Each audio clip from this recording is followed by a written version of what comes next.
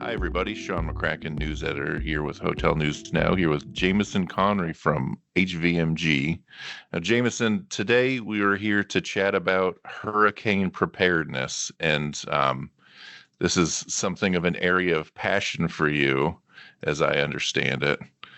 I just want to start off just by asking you, as somebody who does your title at HVMG is Vice President of Engineering, Capital Projects, and Risk Management. So, how big of a deal is it for you to make sure that you are ready, prepared for a new hurricane season?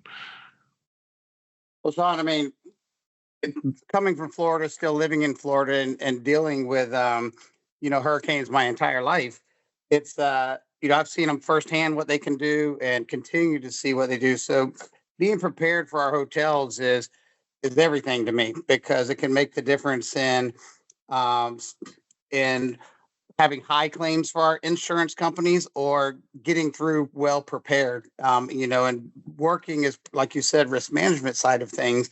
Um, the insurance companies, they count on us to be very prepared to try and reduce the claims at these properties. So absolutely important. hmm So let's start at the beginning then. What do you do beforehand? Like, what do you do in the broadest sense to get ready for a hurricane? I guess as much as you can get ready, right? Right. Well, the most important thing is having that preparedness, that emergency plan together. And, Yeah. that's something that I've developed over the years and put in a system that we use at all of our hotels that updates that document and has easily available to them where they can tailor it to their property. When I say tailor it, such as emergency evacuation centers or um, radio stations or TV communications, any of that stuff is tailored on these documents. But that is the most key portion of being prepared is having that document in place so that everybody knows what to do in each level of storm and each phases of it. hmm So I imagine any amount of planning is only as good as the execution on it. And I wonder, obviously a big part of this would be training staff on property to kind of execute on this plan. What have you guys learned over the years on like how to get the folks on property during a very stressful situation to kind of follow the plan, do what they need to do in a, calm and orderly way?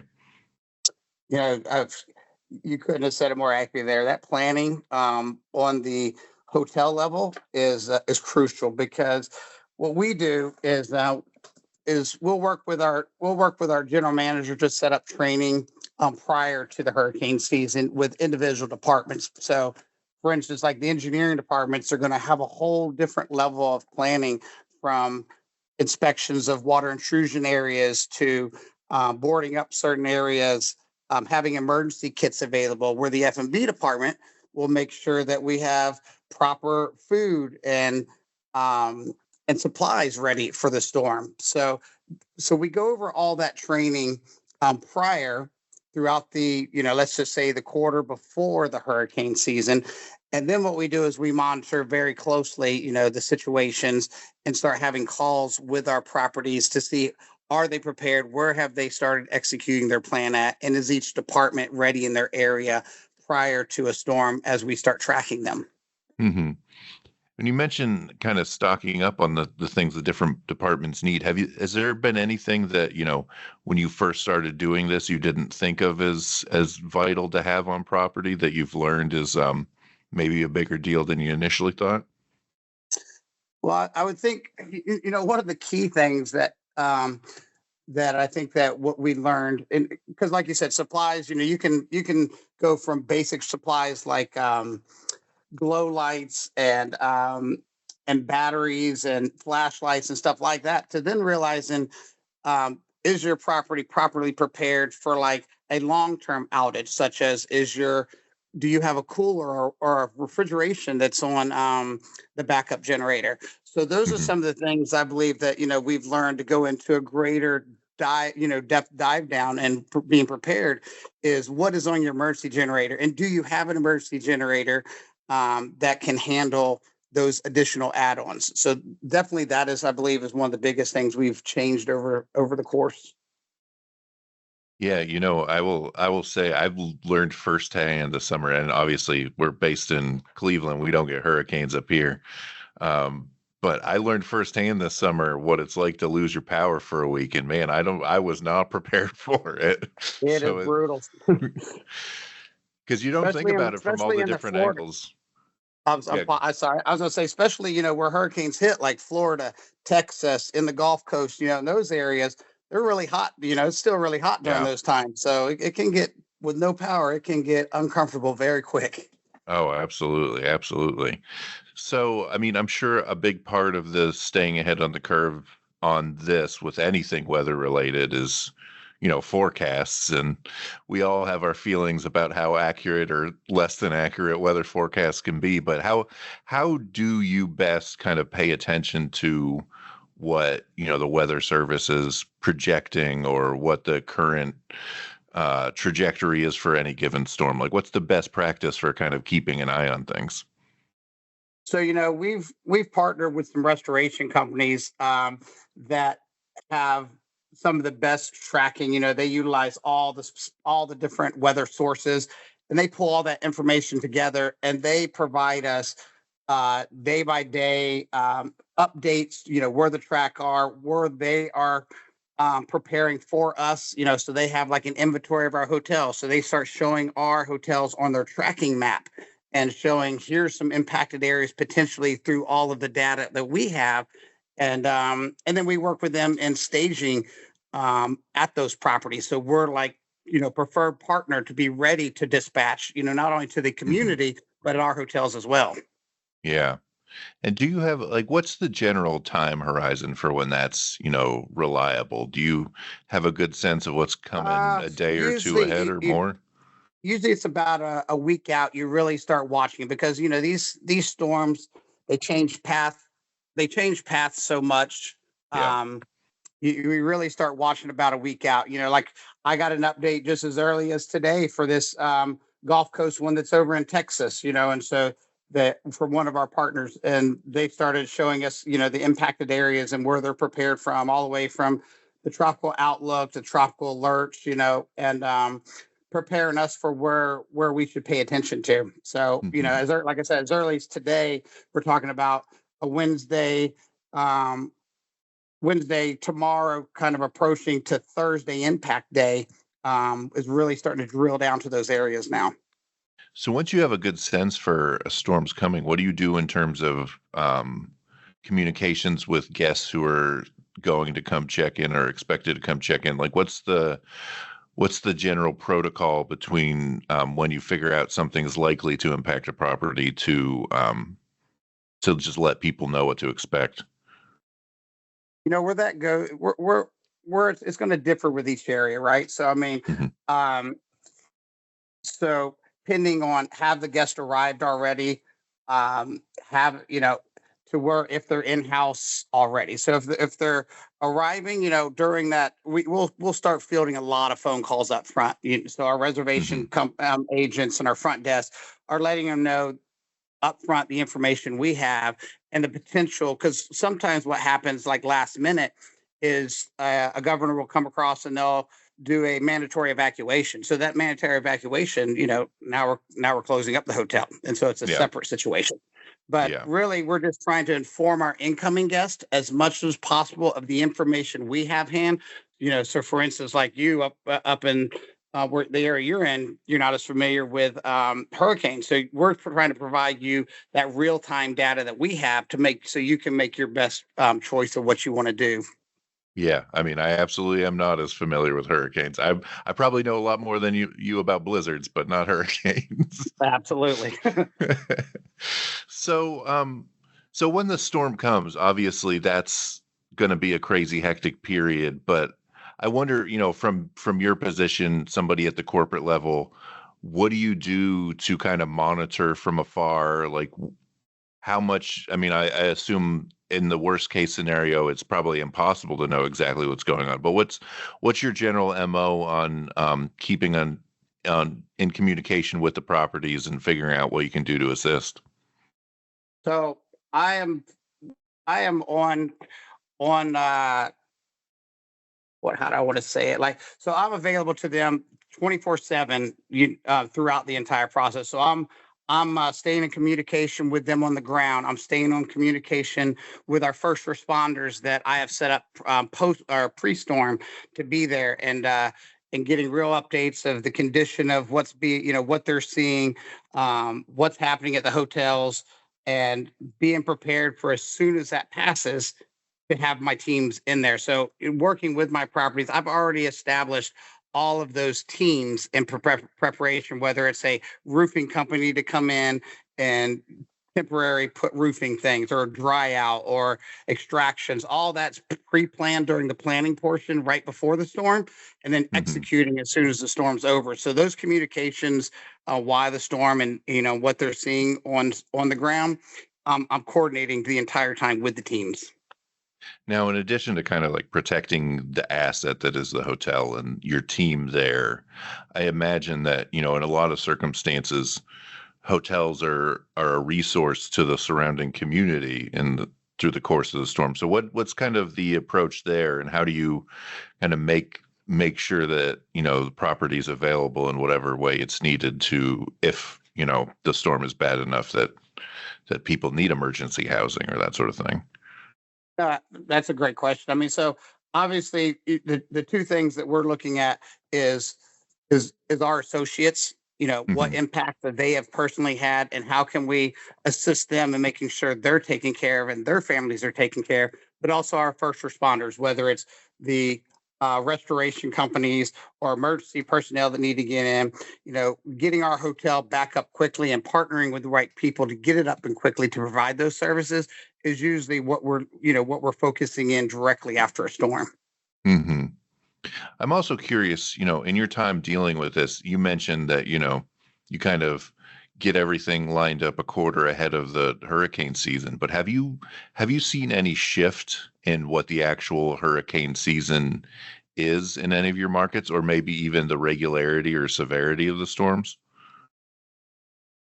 So for an example, it's a great question because like this year, it had predicted some pretty severe storms in on the East Coast, and what we've seen early on is more active hurricane in the Pacific side of things, which Yeah. usually it's opposite. Usually we're seeing a lot more on the East Coast, less hurricanes on the West Coast.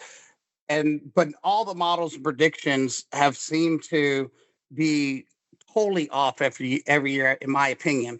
So, Yeah. for instance, there's supposed to be heavy storms, a lot of I think six or seven major hurricanes. And even though we're just getting into what they call the very active season, and right off the bat, first week of September, we already have a storm in the Gulf.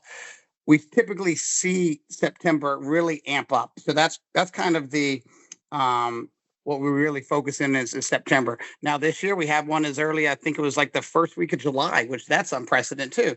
So it's Hmm. it's it's not really seeing a pattern anymore. It's like the predictions they have is what seems to be off. It's been a lot lighter season already, but September's here. So where are we going to go with it? So you just have to be prepared and on guard at all time through these Yeah. season.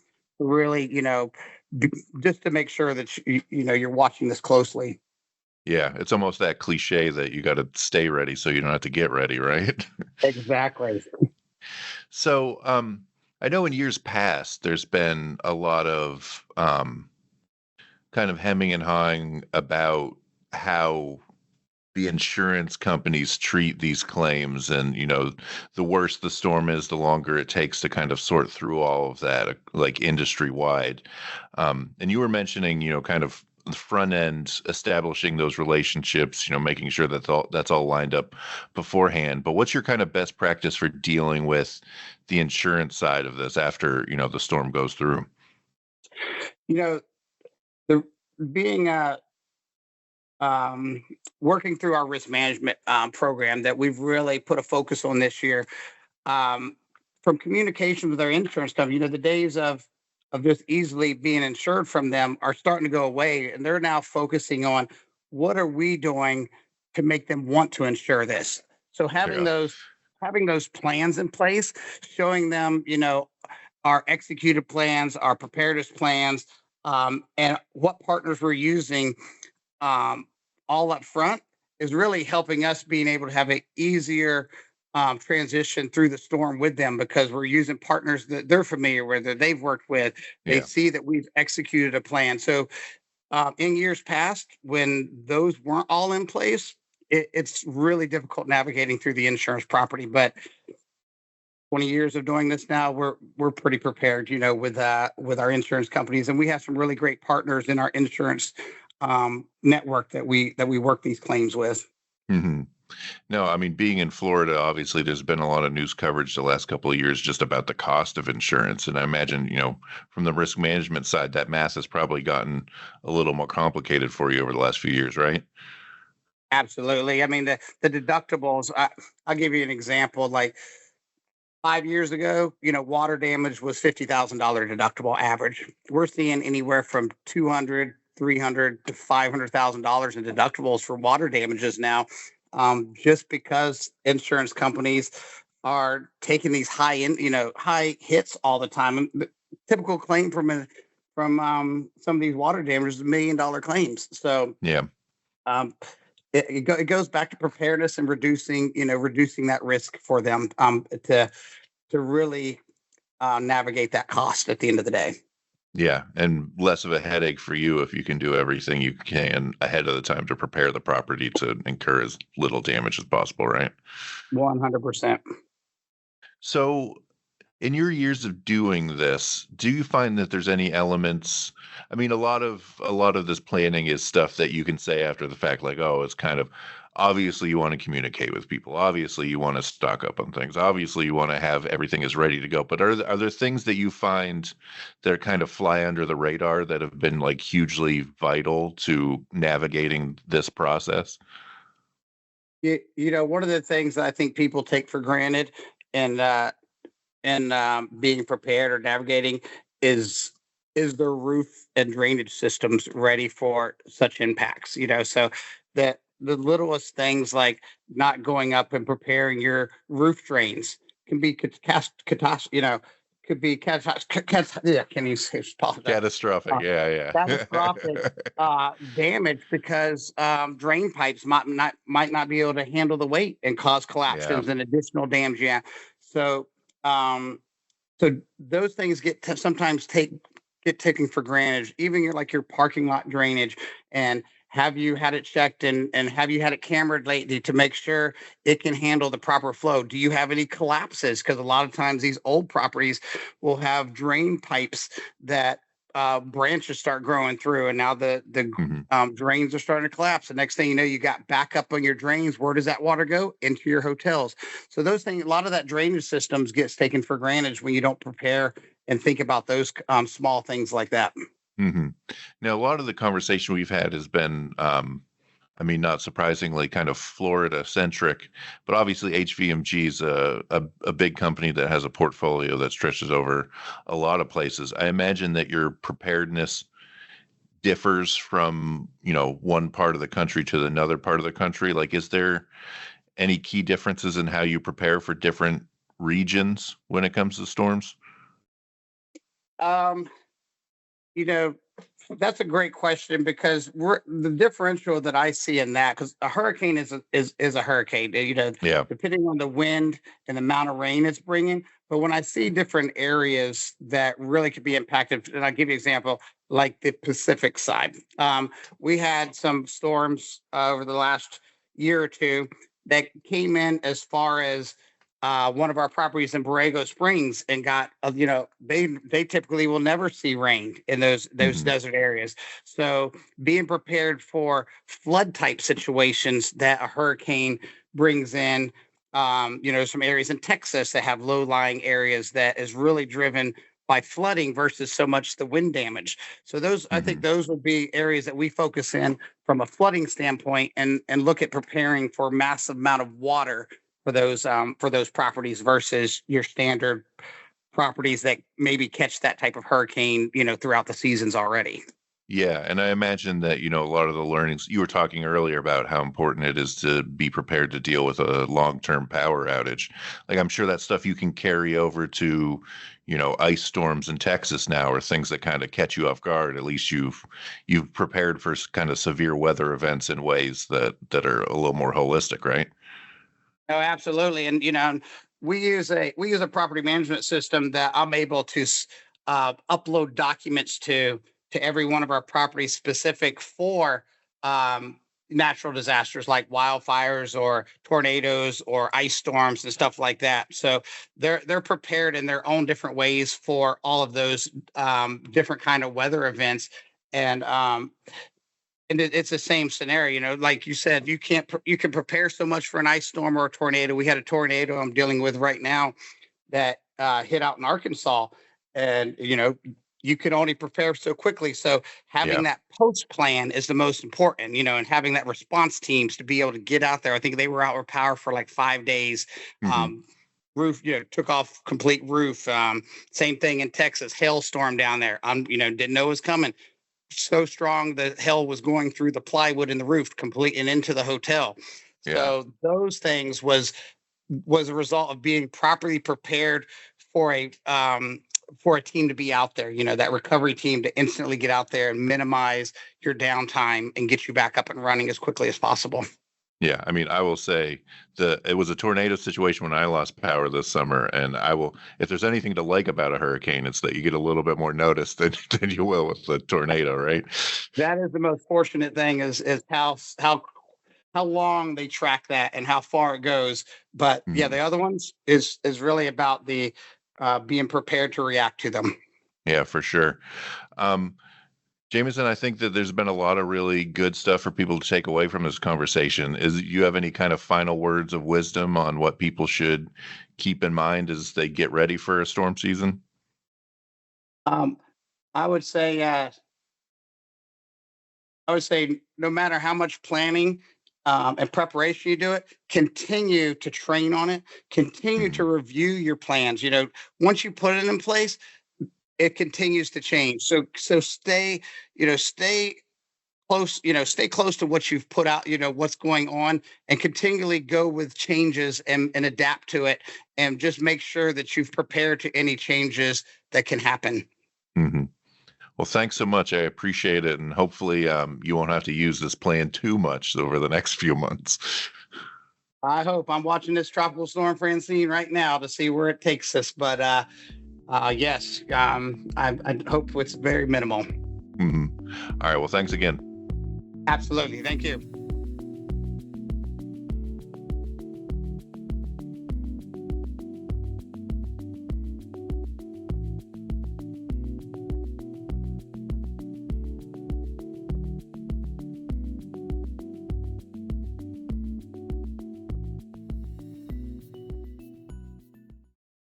Hi, I'm Davon Reed. I'm Omari Head. And I'm Chris Henry. We're the hosts of the Next Gen and Lodging podcast on the Hotel News Now podcast network. It's a monthly show in which we interview a new generation of hoteliers to get their insights into a variety of disciplines and topics, from finance to food and beverage and hotel operations. Listen to us on Spotify, Google, Apple Podcasts, or wherever you get your podcasts. This episode of the Hotel News Now podcast was recorded on September 10th, 2024, and edited by me, Sean McCracken. Thanks for listening, and come back to hotelnewsnow.com for the latest industry news every day.